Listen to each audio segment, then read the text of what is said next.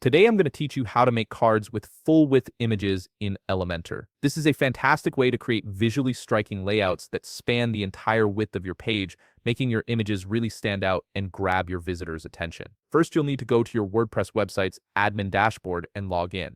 Once you're logged in, you'll have access to all the tools you need to start building your page. Look over to the left sidebar and click on Pages, then select Add Page. This creates a new blank page for you to work with.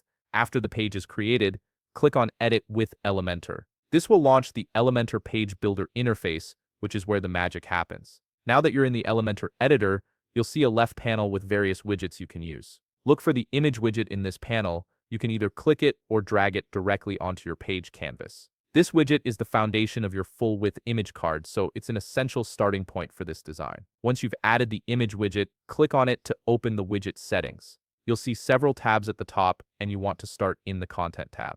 Under the image section, you'll notice an image icon. Click on this icon to either upload a new image from your computer or select one from your existing media library. If you're choosing from your library, browse through your images, click on the one you want, and then hit the select button to confirm your choice. Next, navigate to the Style tab at the top of the widget settings. Under the image section here, you'll find a width option.